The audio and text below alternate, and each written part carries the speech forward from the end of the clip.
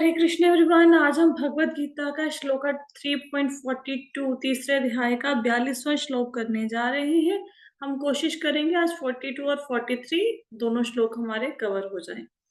और भगवत गीता के तीसरे अध्याय में टोटल 43 श्लोक ही हैं, 43 श्लोक ही हैं। ठीक है, तो आज हमारा ये चैप्टर कंप्लीट हो जाएगा।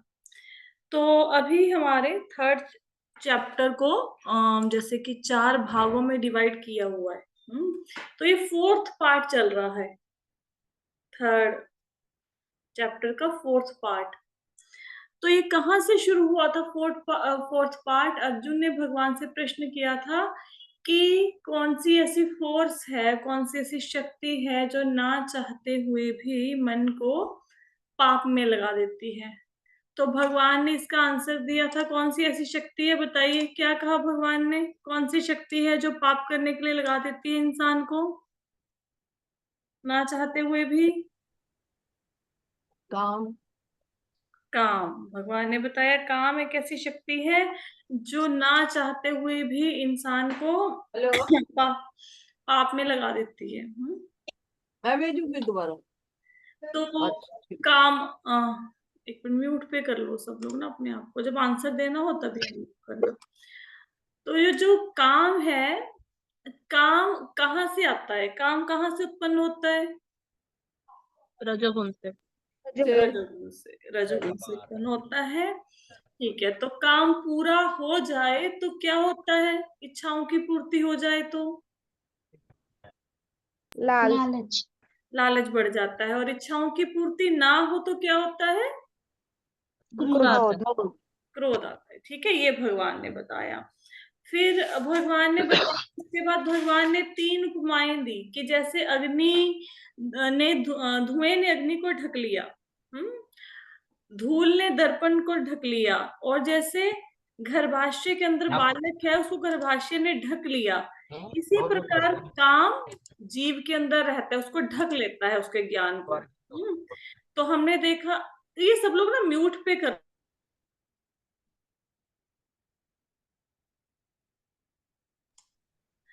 तो बीच में ना आवाज आती है जब आप बात करते हो, तो म्यूट पे कर लीजिए। तो इसके बाद भगवान ने बताया, जैसे हम धुएं ने अग्नि को ढक लिया, धूल से दर्पण ढका गया, और भ्रूण गर्भाशय से ढका गया। तो जो कि पेड़ पौधे हैं वो इस प्रकार हैं, जैसे भ्रूण को गर्भाशय में ढक लिया है। तो उसे, किरण कुमार जी आप प्लीज म्यूट पे कर लीजिए अपना फोन। तो जैसे भ्रूण को गर्भाशय ने ढक लिया, इसी प्रकार जो पेड़ पौधे हैं उनकी लस्टी डिजायर्स कह लीजिए, या वो तमोगुणी वृत्ति वाले जो लोग होते हैं, उनका बाहर निकलना बहुत मुश्किल है, उनको भगवत प्रेम मिलना, उनको भगवत भक्ति की तरफ अग्रसर करना बहुत मुश्किल है। तो दर्पण को धूल ने ढक लिया तो उसको साफ किया जा सकता है, थोड़ा पॉसिबल है। तो उनकी तुलना जानवरों से की गई है कि जानवरों में कुछ हद तक पॉसिबल है कि भगवत भक्ति की तरफ उनको अग्रसर किया जा सके। जैसे चैतन्य महाप्रभु जब जंगलों में नाच रहे थे तो पशु पक्षी भी उनके साथ नाचने लगे, कीर्तन करने लगे। तो जो धुएं से अग्नि को ढक लिया, ये सतोगुणी इच्छाओं वाले व्यक्ति या इंसान जिनको भगवत प्रेम की तरफ ले जाया जा सकता है, भगवत भक्ति की तरफ। फिर भगवान ने बताया कि जो काम है, काम मनुष्य का नित्य वैरी है। ऐसा नहीं है कि आज मतलब दुश्मन है तो कल को दोस्त बन जाएगा, नहीं, नित्य वैरी है। कब तक दुश्मन बना रहेगा? जीवन के अंतिम समय तक, जब तक मृत्यु नहीं हो जाती। फिर भगवान ने काम के 3 निवास स्थान बताए कि काम कहाँ कहाँ रहता है। कहाँ रहता है काम? 3 जगह कौन सी थी?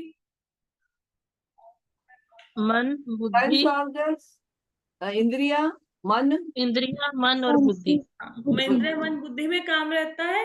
फिर भगवान ने बताया कि काम को प्रारंभ में ही रोकना है। जैसे ही, मतलब बचपन से ही काम को रोकना है। प्रारंभ में जैसे ही काम शुरू हुआ, लस्टी डिजायर्स शुरू हुई, हमारी भौतिक इच्छाएं शुरू हुई, लेकिन ऐसा तो पॉसिबल नहीं है, हमें तो कोई ऐसी ट्रेनिंग नहीं मिली। तो प्रभुपाद जी ने हमें होप दी कि भक्ति योग जब भी आरंभ करोगे आप, जब भी आपको लगा, आपको ज्ञान हो गया, आपको लगा भक्ति योग की आवश्यकता, आप जीवन की किसी भी अवस्था में शुरू करोगे तो आपको जो ये डिजायर्स हैं, काम है, इनको कम किया जा सकता है और हम भगवत भक्ति की तरफ अग्रसर हो सकते हैं। ठीक है, अब इसे नेक्स्ट हम लोग चल रहे हैं। तो हमने देखा कि काम को अगर दमन करना है तो उसके लिए भक्ति योग करना पड़ेगा। फिर हमने भक्ति योग के नवधा भक्ति को डिस्कस किया, 9 स्टेप्स को डिस्कस किया। फिर हमने देखा कि कौन-कौन से आचार्य हैं, श्रवण, कीर्तन, स्मरण, पाठ, सेवनम, अर्चनम, वंदनम, दास्यम, साख्यम, आत्मनिवेदनम की इसके विषय में हमने चर्चा करी। अब हम इस सेक्शन के लास्ट 2 श्लोकों की तरफ बढ़ रहे हैं। इसमें भगवान क्या कहते हैं? कंक्लूडिंग श्लोकास हैं ये 3rd चैप्टर के। इंद्रियाणि पराण्याहुर इंद्रियेभ्यः परं मनः मनसस्तु परा बुद्धि यो बुद्धिः परतस्तु स। भगवान कहते हैं कर्मेंद्रियां जड़ पदार्थ की अपेक्षा श्रेष्ठ हैं और मन इंद्रियों से बढ़कर है, बुद्धि मन से भी उच्च है और वह आत्मा बुद्धि से भी बढ़कर है। हम 3.43 श्लोक भी पढ़ लेते हैं, फिर इनको समझेंगे, इकट्ठा समझ लेंगे। ठीक है, नेक्स्ट श्लोक है एवं बुद्धे परं बुद्ध्वा आत्मानम् आत्मना जहि शत्रु महाबाहो कामरूपम दुरासदम। भगवान कहते हैं इस प्रकार, हे महाबाहु अर्जुन, अपने आप को भौतिक इंद्रियों, मन तथा बुद्धि से परे जानकर और मन को सावधान आध्यात्मिक बुद्धि कृष्ण भावनामृत से स्थिर करके आध्यात्मिक शक्ति द्वारा इस काम रूपी दुर्जय शत्रु को जीतो। अब हम इन श्लोकों को समझते हैं। सबसे पहले भगवान ने 3.42 में क्या बताया? कर्मेंद्रियां जड़ पदार्थ की अपेक्षा श्रेष्ठ है, मतलब उनसे ऊपर है।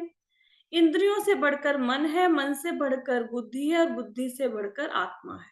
तो इसको समझने के लिए ये एक आपको डायग्राम दिया गया है, इससे आप समझ लेंगे। जड़ पदार्थ क्या होते हैं? मैटर का मतलब क्या है कि जैसे सपोज करो आपके सामने एक रसगुल्ला पड़ा है। अब जो रसगुल्ला है वो तो जड़ है, वो खुद से चल के या उड़ के आपके मुंह में आके तो नहीं पड़ जाएगा ना, वो जड़ पदार्थ है, वो सबसे निम्न है। जड़ पदार्थ के ऊपर क्या होती हैं? कर्मेंद्रियां, सेंसेस हमारी कर्मेंद्रियां हैं। तो जो इंद्रियां हैं वो जड़ पदार्थ की अपेक्षा ज्यादा श्रेष्ठ है, क्योंकि जड़ पदार्थ तो हिल डुल नहीं सकता, कुछ कर नहीं सकता। अब इंद्रियां हैं, जैसे हमारी कर्म इंद्रियां, हमारा हाथ है। अब हाथ जाएगा, रसगुल्ला उठा लेगा, उसको मुंह खा लेगा, जुबान उसको टेस्ट ले लेगी, है ना। तो जड़ पदार्थ निकृष्ट है, सबसे नीचे वाला लेवल है, वो अपने आप कुछ नहीं कर सकते। आपके सामने टेबल पड़ा है, अपने आप तो वो चलने लग जाएगा, है ना। सपोज करो टीवी में कोई मूवी आ रही है, अब वो टीवी खुद थोड़ा ना बोलेगा कि आओ मुझे देखो, मेरे अंदर मूवी देखो। टीवी तो नहीं बोलेगा ना। ये तो इंद्रियां हैं, इंद्रियां उठाएंगी, हाथ रिमोट को उठाएंगे, लगाएंगे और मूवी देखना शुरू कर देंगे। तो सबसे नीचे जड़ पदार्थ, उसके ऊपर कर्म इंद्रियां। अब कर्मेंद्रियों के ऊपर क्या होता है? मन इनसे श्रेष्ठ कैसे है? जैसे कई बार आपने देखा होगा कि घर में सारा सामान है खाने पीने का, लेकिन हम लोग कहते हैं ऐसा नहीं कि हाथ पैर नहीं चल रहे, हाथ पैर भी चल रहे हैं, कोई ऐसे हमें बीमारी भी नहीं हुई, सब कुछ ठीक है, कर्मेंद्रियां भी हमारी ठीक है, जड़ पदार्थ भी पड़े हैं, मतलब किचन में सारा सामान भी पड़ा है भोजन बनाने के लिए, हमारे हाथ पैर भी ठीक है। लेकिन कई बार मन नहीं करता तो लोग क्या कहेंगे कि आज घर में खाना नहीं बनाएंगे, आज बाहर से ऑर्डर कर देंगे। ऐसा सुना है ना आपने। तो जड़ पदार्थ भी पड़े हैं, कर्मेंद्रियां भी हैं, लेकिन अगर मन ना करे तो आप उस काम को कर नहीं पाएंगे। जैसे अभी आप भगवत गीता का सेशन सुन रहे हो, तो कुछ लोग हैं जो अच्छे से सुनते हैं और उनको सब समझ भी आ रहा होगा। अब कुछ लोग सुन भी रहे होंगे, लेकिन सुनते सुनते कहीं ना कहीं ध्यान चला गया। जैसे आप भगवत गीता का सेशन लगा रहे हो तो बीच में ध्यान कहीं चला गया, या फिर आपने सोचा कि शाम को मैंने क्या बनाना है, डिनर में क्या प्रिपेयर करना है, वहां पे मन चला गया। अब आपकी कर्मेंद्रियां भी ऐसे नहीं कि आपके कान नहीं है, कान तो है ना। और आप सुन रहे हो मोबाइल के ऊपर तो जड़ पदार्थ भी है, लेकिन क्योंकि मन कहीं और चला गया कथा सुनते सुनते, तो सुनने के बाद भी अगर आपसे पूछा जाए कि अभी क्या सुना था, तो आप बोलेंगे मेरा ध्यान नहीं था। ऐसा होता है ना कई बार, सुन रहे हैं लेकिन मन कहीं और चला गया, तो कथा सुनने के बाद भी समझ नहीं आती, या हमें चीजों के साथ हम कनेक्ट नहीं कर पाते, है ना? तो कर्मेंद्रियों से ऊपर मन हो गया ना। जैसे सपोज करो किसी का रसगुल्ला फेवरेट है ना। अब रसगुल्ला फेवरेट है, वो कोई मतलब लड़का है, उसका रसगुल्ला फेवरेट है, वो अपने कॉलेज की कैंटीन में बैठ के रसगुल्ला खा रहा है, बड़ा मजा कर रहा है, ठीक है। तो सडनली कोई व्यक्ति आता है, उसको बोलते हैं तो एग्जाम में फेल हो गया। अब क्या होगा? रसगुल्ला भी वही है, उसके हाथ भी वही है, पॉकेट में पैसे भी हैं, लेकिन अब रसगुल्ला अंदर नहीं जाएगा, नहीं जाएगा ना। क्यों? क्योंकि मन नहीं कर रहा अब। तो कर्मेंद्रियों से ऊपर मन हो गया। मन से ऊपर है बुद्धि। अब मन तो कहेगा बहुत कुछ चाहिए, मन तो बोलेगा भाई बड़ा घर चाहिए मुझे, बहुत बड़ा। मन तो बोलेगा मुझे जिंदगी में कोई काम ना करना पड़े। मन तो बोलेगा मतलब मुझे रोज अच्छे अच्छे पकवान बना के खिलाए जाए, मैं कोई काम ना करूं। मन तो बहुत कुछ बोलेगा, मन बोलेगा मुझे डेली मीठा खाना है, कुछ भी बोलेगा मन, है ना। लेकिन जो बुद्धि होती है वो बताती है, बुद्धि निर्णय लेती है क्या सही है क्या गलत है, क्या आप कर सकते हो क्या आप नहीं कर सकते।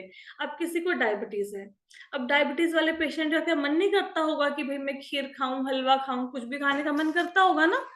तो मन तो करता है, कर्मेंद्रियां भी हैं, घर में सामान भी पड़ा होएगा खाने के लिए, मीठे वाला, शुगर वाला। लेकिन बुद्धि कहती है नहीं नहीं, अगर खाओगे तो तुम्हारा शुगर लेवल बढ़ जाएगा, मत खाओ, बीमार पड़ जाओगे। तो बुद्धि निर्णय करती है कि क्या करना चाहिए क्या नहीं करना चाहिए। मन तो बहुत कुछ करता है। अब मन देखो, सुबह सुबह उठ के, जिनके बच्चे छोटे हैं उनकी एग्जाम्पल लेती हूँ, माताएं होंगी यहाँ पे, किसी का मन करता है सुबह 6 बजे उठ के बच्चों को रेडी करके स्कूल भेजो? करता है किसी का मन? हाँ। आपको ऑप्शन दी जाए नहीं जी, सुबह जल्दी बच्चों को स्कूल भेजने का जरूरत नहीं है, या 2 घंटे लेट भी छोड़ सकते हो, कोई टाइम नहीं है स्कूल का, तो हम 2 घंटे लेट ही पहुंचेंगे, है ना। तो बुद्धि लेकिन कहती है नहीं भाई, बच्चों को पढ़ाना है, उठो। इवन बीमार होते हैं तब भी हम बच्चों को तैयार करके स्कूल भेज देते हैं, है ना। तो बुद्धि निर्णय लेती है, मन तो बहुत सारी इच्छाएं करेगा। तो बुद्धि मन से ऊपर हो गई। अब उसके ऊपर है आत्मा। अब जितनी हमने चीजें पढ़ी, बुद्धि, मन, कर्मेंद्रियां, जड़ पदार्थ, ये सब की सब जड़ है। अब बुद्धि कोई इंसान थोड़े ना है। अब जैसे सपोज आपने खाया, अब मेरे को ऐसा नहीं कि मुझे रसगुल्ला पसंद है, बस मुझे एग्जाम्पल देने के लिए अच्छा लगता है, ठीक है। अच्छा, आपने खाया रसगुल्ला, अब किसको संतुष्टि मिली? रसगुल्ले को संतुष्टि मिली, या आपके हाथों को मिली, जीभ को मिली, या मन को मिली, या बुद्धि को संतुष्टि मिली, या आत्मा प्रसन्न हुई? किसको खुशी मिली बताओ? आत्मा को। आत्मा। मन, अरे मन तो जड़ है ना। देखो मेरी बात सुनो, एक बात बताओ, मन को छोड़ो, जो बुद्धि है, बुद्धि को आप दिखा सकते हो पकड़ के कि ये मेरी बुद्धि है? मन को दिखा सकते हो कि ये मेरा मन है? बुद्धि और मन तो सिर्फ एक सॉफ्टवेयर के जैसे है, उनको कैसे मजा आएगा? वो तो जड़ है, वो चेतन नहीं है। ये पूरा का पूरा जो शरीर है, मैंने आपको बताया था ना, शरीर के मतलब कुछ स्तर बताए थे, एक तो होता है ग्रॉस बॉडी, एक सटल बॉडी, एक सोल और एक सुपर सोल, बताया था ना। स्थूल शरीर, सूक्ष्म शरीर और आत्मा, परमात्मा, ठीक है। तो स्थूल शरीर तो नजर आता है, जो हमें बस शीशे में खड़े हो जाओ तो सामने नजर आ रहा है, वो स्थूल शरीर ही है सारा। जो सूक्ष्म शरीर है वो मन, बुद्धि, अहंकार से बनता है, ठीक है। तो ना हम स्थूल शरीर है ना हम सूक्ष्म शरीर है, हम तो आत्मा है। तो मन को नहीं कुछ सुख मिलता, मन तो इच्छा करता है। मन सिर्फ इच्छा करता है और मन कुछ नहीं करता। मन बस ये करना है वो करना है, ये इच्छा वो इच्छा। सुख एक्चुअल में आत्मा को मिलता है, ठीक है। क्योंकि आत्मा चेतन है, आत्मा जीवंत है। क्लियर हुआ? अब भगवान क्या कहते हैं श्लोक में, पढ़ते हैं फिर से श्लोक को। कर्मेंद्रिय जड़ पदार्थ की अपेक्षा श्रेष्ठ है, मन इंद्रियों से बढ़कर है, बुद्धि मन से उच्च है और वह आत्मा बुद्धि से भी बढ़कर है। इतना समझ आया सबको? जी माता। समझ आया। अब कहते हैं, इस प्रकार हे महाबाहु अर्जुन, अपने आप को भौतिक इंद्रियों मन बुद्धि से परे जानकर मन को सावधान आध्यात्मिक बुद्धि कृष्ण भावनामृत से स्थिर करके आध्यात्मिक शक्ति द्वारा इस काम रूपी दुर्जय शत्रु को जीतो। भगवान कहते हैं अपने आप को अलर्ट कर लो, सबको कंट्रोल करते हुए ना, इंद्रियां मन बुद्धि, हम ना इंद्रियां हैं ना मन है ना बुद्धि है, हम इनसे परे हैं। मन को कंट्रोल करते हुए अपनी बुद्धि के साथ, बुद्धि को मतलब उसको स्थिर करते हुए इस काम को जीत लो। अब इस लाइन को समझते हैं। देखो, कभी पहाड़ पे चढ़े हो? जब पहाड़ ऐसे कोई हिल स्टेशन पे गए होंगे, चढ़े होंगे कहीं पे, चढ़ना ज्यादा इजी होता है कि उतरना ज्यादा इजी होता है? उतरना माता। उतरना इजी होता है, ठीक है। हाँ, अब ये आपके सामने डायग्राम है। इसमें दो तरीके हैं काम को नष्ट करने के या फिर काम पे कंट्रोल पाने के। या तो आप नीचे से ऊपर की तरफ जाओ। नीचे से ऊपर की तरफ जाना मतलब चढ़ाई करना पहाड़ पे। तो चढ़ना तो हमेशा मुश्किल होता है ना। तो अगर नीचे से ऊपर की तरफ जाओगे, पहले जड़ पदार्थों को कंट्रोल करोगे, फिर कर्मेंद्रियों को, फिर मन को, फिर बुद्धि को, फिर आत्मा को, ठीक है। और अगर इनको कंट्रोल कर भी लिया, जैसे सपोज करो आप किसी स्कूल में गए, आपने, जब स्कूल में कोई टीचर ही हो आप, ठीक है, अगर आपने स्कूल में किसी पियन को कंट्रोल कर लिया, तो उससे क्या फायदा होगा? वो तो चपड़ासी है, उसके ऊपर टीचर बैठे हैं, उसके ऊपर आपके सीनियर टीचर बैठे हैं, उसके ऊपर प्रिंसिपल बैठा है, उसके ऊपर मैनेजमेंट बैठी है ना। तो अगर आपने मैनेजमेंट को कंट्रोल कर लिया, फिर क्या होगा? आपके लिए क्या फायदे वाला है कि आप पियन को, चपड़ासी को कंट्रोल करो कि मैनेजमेंट को कंट्रोल करो? क्या बेनिफिशियल है आपके लिए? मैनेजमेंट को कंट्रोल करो, ठीक है। अगर मैनेजमेंट को कंट्रोल कर लिया तो बाकी सारे तो अपने आप ही कंट्रोल हो जाएंगे ना। प्रिंसिपल भी हो जाएगा, टीचर भी, सब अपने आप कंट्रोल हो जाएंगे ना।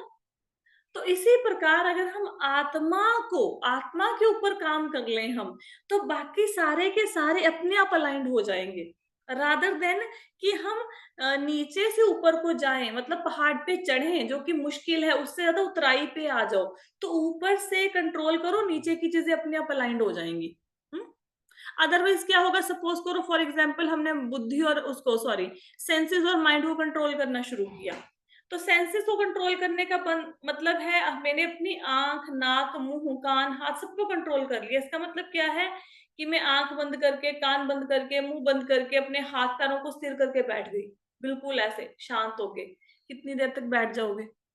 घंटा, 2 घंटे, 4 घंटे, इतना भी नहीं बैठ पाओगे, पीठ दर्द होनी शुरू हो जाएगी। कलयुग के है ना हमारे लक्षण शरीर में, आधा घंटा नहीं बैठा जाता सीधे होके, है ना। अच्छा, अगर माइंड को कंट्रोल करना शुरू करो, माइंड को तो कंट्रोल कर ही नहीं सकते।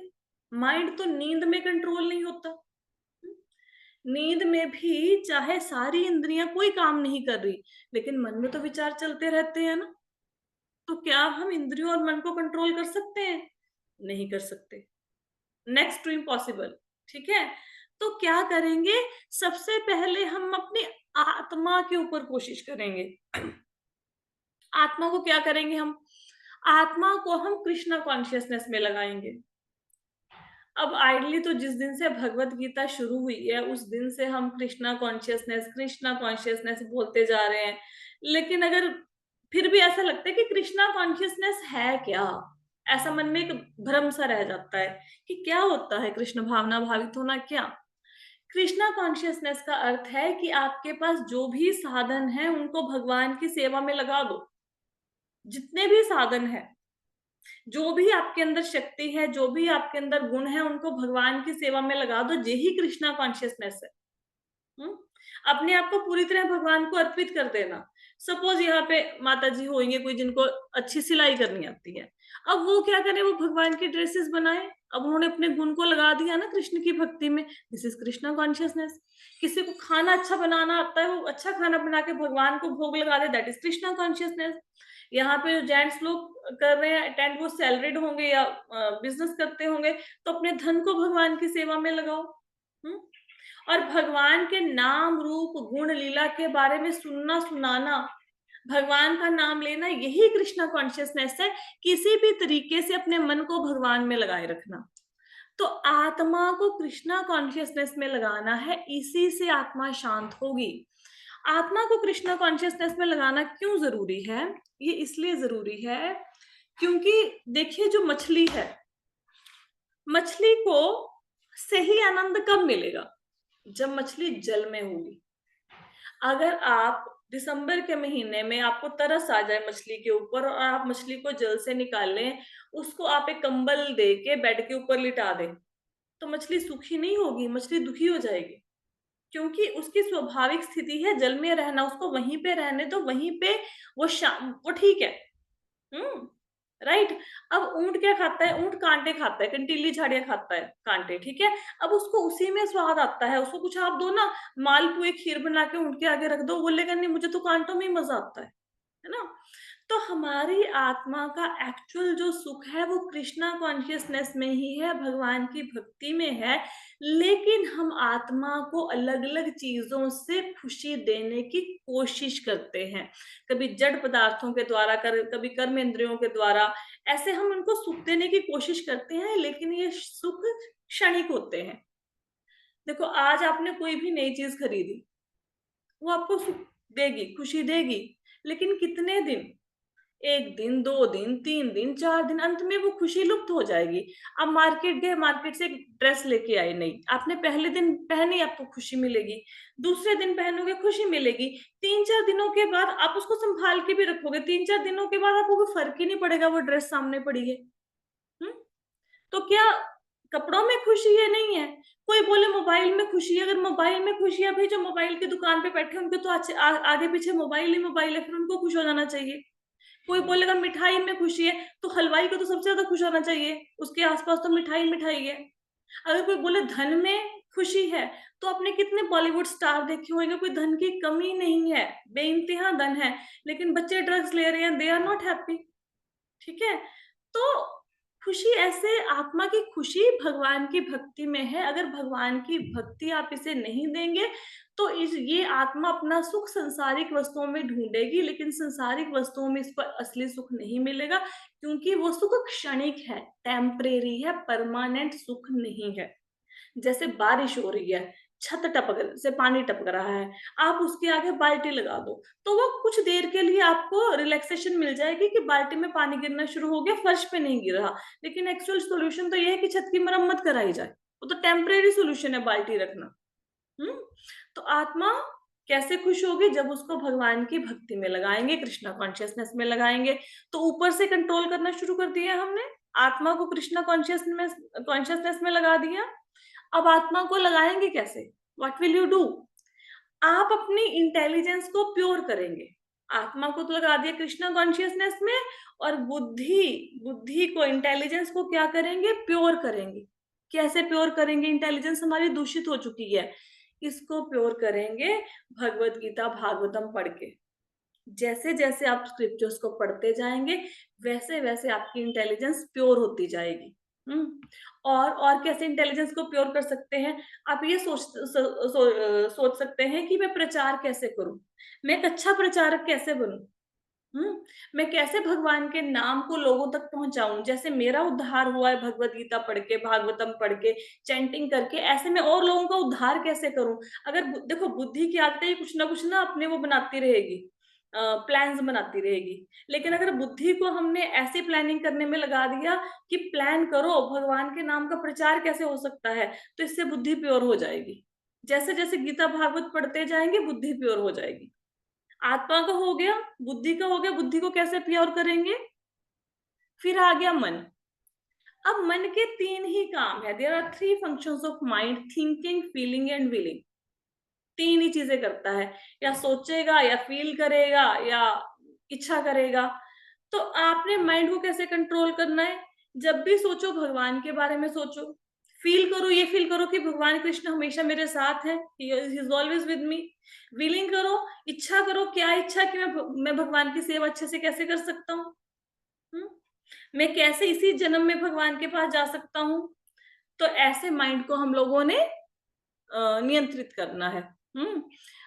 तो मन को कंट्रोल करने के लिए क्या है? मन को कंट्रोल करने के लिए बहुत एक अच्छी टेक्निक है मंत्र। मंत्र का अर्थ क्या होता है? मंत्रायते इति मंत्रः, जो मन को वश में करे, मन को सुख दे, मन को कंट्रोल करे, दैट इज मंत्र। तो हरे कृष्ण महामंत्र की चैंटिंग के द्वारा आप देखेंगे कि आपका माइंड धीरे धीरे कंट्रोल होना शुरू हो जाएगा। अब जो भक्त चैंटिंग करते हैं उनको पता होगा कि जितनी संसारिक या भौतिक इच्छाएं भक्ति में आने से पहले थी, अभी उतनी भौतिक इच्छाएं नहीं है, इच्छाएं अपने आप कम हो गई हैं। हालांकि हमने इच्छाओं को कम करने के लिए कोई अलग से प्रयत्न नहीं किया, लेकिन इच्छाएं अपने आप कम होगी। कैसे? क्योंकि आप मंत्र का जाप कर रहे हो। मंत्र के द्वारा हमारा माइंड कंट्रोल होना शुरू हो गया। एक तो तरीका है मन को कंट्रोल करने का महामंत्र का जाप। एक और क्या तरीका है? रोज ये सोचो कि मैं आज भगवान की सेवा कैसे करूं। हाउ कैन आई सर्व कृष्णा? आज मैं भगवान के लिए क्या अच्छा भोग बना सकता हूँ, या मैं भगवान को एक भगवत गीता का श्लोक सुना सकता हूँ या सकती हूँ, या मैं भगवान के लिए कोई ड्रेस बना सकती हूँ, या फिर मैं भगवान को अच्छे से आज रेडी कर सकते हैं, या क्या कर सकते हैं? क्या भगवान के मंदिर की आज सफाई कर सकते हैं? आज क्या करें जिससे कृष्णा मेरे से खुश हो जाए? या कोई एक अनजान बंदा है या आपका जानकार भी बंदा है, क्या हम उसको हरे कृष्णा विश कर सकते हैं?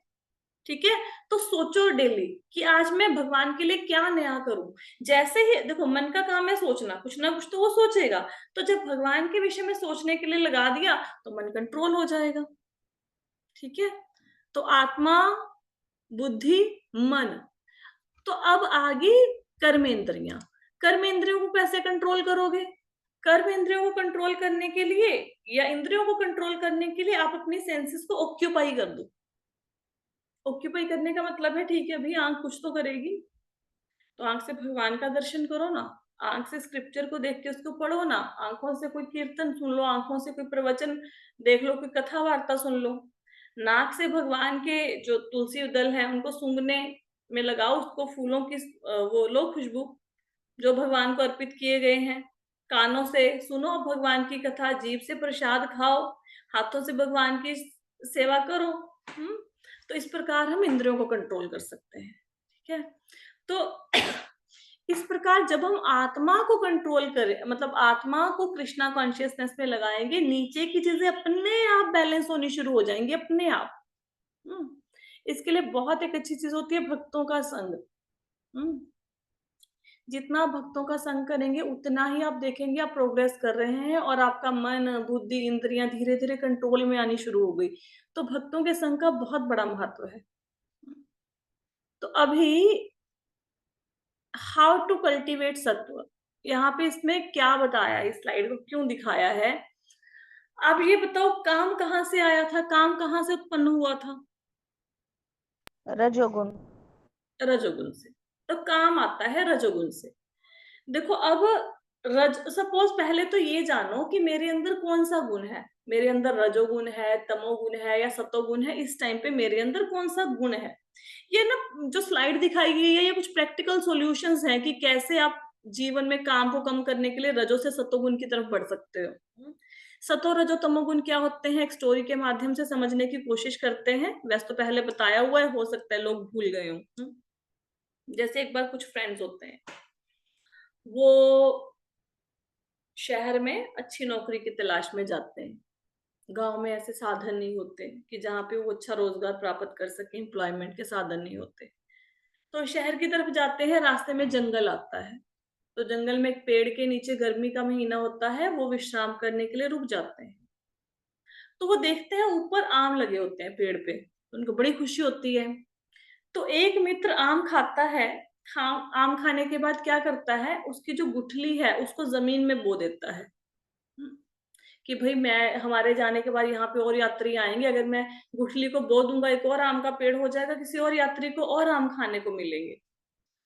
दूसरा क्या करता है, दूसरा ये सोचता है कि ये आम के पेड़ की लकड़ी तो बहुत महंगी बिकती है मार्केट में, मैं क्या करता हूँ इसकी लकड़ी को काट के ले जाता हूँ और मार्केट में बेच के धन कमाऊंगा।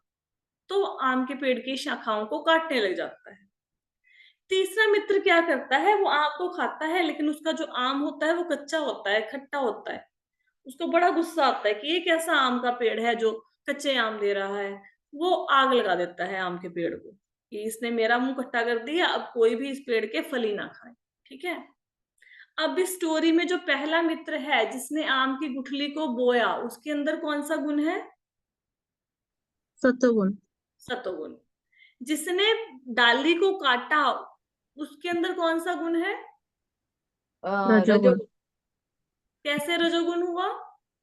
तमोगुण क्यों क्योंकि नहीं वो हुआ? व्यापारी है अग्रेस वो। जो जिसने आग लगाई है वो एक्सट्रीम हो गया ना माता जी, उसने अग्रेशन ज्यादा ही हो गया उसके अंदर। तो उसने आग जो लगाने वाला कौन हो गया? तमोगुण। तमोगुण। तमोगुण। ठीक है। अब देखो यही है सतो रजो तमोगुण। जो सतोगुण में है, सतोगुण वाला व्यक्ति शांत होता है। हम्म। वो बहुत ज्यादा फालतू की बातें नहीं बोलता, बोलेगा भी भगवान के विषय में बात करेगा। शांत होता है और वो ना दूसरों की भलाई के बारे में सोचता है। जो रजोगुणी व्यक्ति होते हैं वो बहुत पैशनेट होते हैं, उनको बहुत अधिक वो सेल्फ सेंट्रिक होते हैं कि मुझे कैसे जिंदगी में इंजॉयमेंट मिले, मैं कैसे मजा करूं। तो इसने जो आम के पेड़ की डाली को काटा, क्यों काटा? ताकि मार्केट में जाके बेचूंगा और इससे धन कमाऊंगा। तो धन से सुख किसको होगा? इसको मिलेगा ना। तो वो सेल्फ सेंट्रिक होते हैं, बहुत एम्बिशियस होते हैं। और तमोगुणी व्यक्ति जो होते हैं वो डिस्ट्रॉयर होते हैं, उनको नहीं पता होता कि मैं क्या नाश करने जा रहा हूं, उनको ज्ञान ही नहीं होता अच्छे बुरे का। उनकी नेचर होती है कि बस सब कुछ विनष्ट कर दो, नष्ट कर दो। तो ये 3 प्रकार के गुण होते हैं।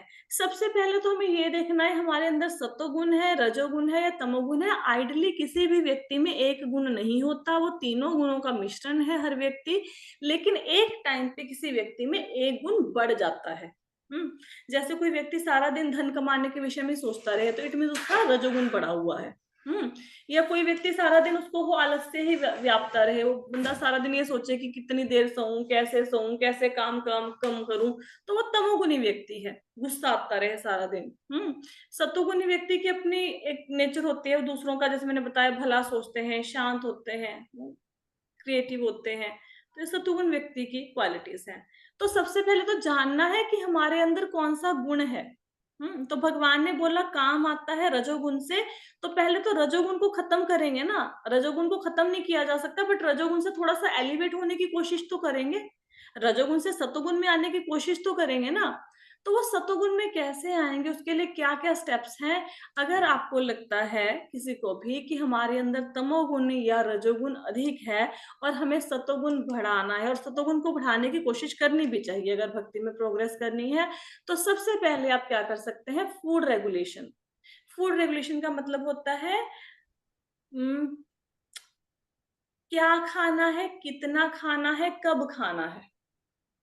मोस्टली हम लोग तब नहीं खाते जब हमें भूख होती है, हम तब खाते हैं जब हमारे सामने कुछ भी आ जाए।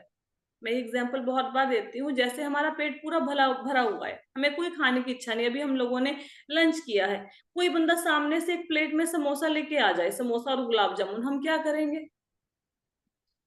बताइए, हम क्या करेंगे?